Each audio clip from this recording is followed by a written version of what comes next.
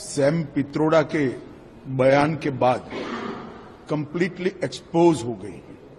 सबसे पहले घोषणा पत्र में सर्वे, मनमोहन सिंह का पुराना बयान जो कांग्रेस की लेगेसी है कि हम देश के संसाधन पर सबसे पहला अधिकार माइनॉरिटीज का मानते हैं, और अब इनके मैनिफेस्टो बनाने में जिनकी अहम भूमिका है वो सैम पित्रोड़ा का बयान कि संपत्ति के बंटवारे पर विचार होना चाहिए।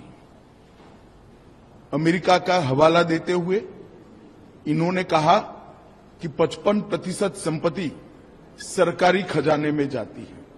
अब जब प्रधानमंत्री जी ने ये मुद्दा उठाया, राहुल गांधी, सोनिया गांधी और पूरी कांग्रेस बैकफुट पर आई कि हमारा मकसद ये नहीं है।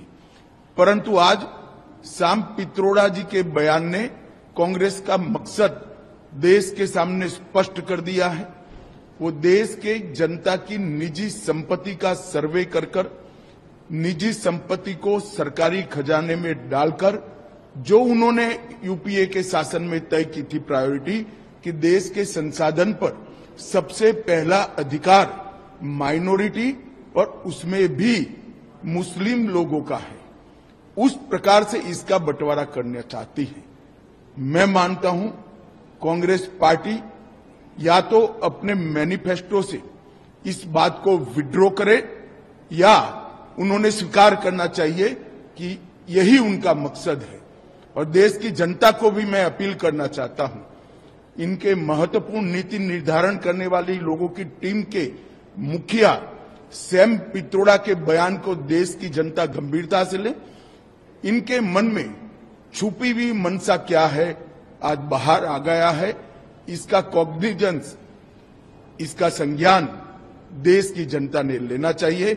और कांग्रेस पार्टी अगर ये नहीं करना चाहती तो अपने मैनिफेस्टो से सर्वे की बात को विड्रॉ करना चाहिए, ये घोषित करना चाहिए हमारी प्रायोरिटी माइनॉरिटी नहीं है, हमारी प्रायोरिटी गरीब है, जो हमारे देश के प्रधानमंत्री नरेंद्र मोदी जी ने कहा है देश के संसाधन पर सबसे पहला अधिकार देश के गरीब का, दलित का, आदिवासी का और पिछड़े का है।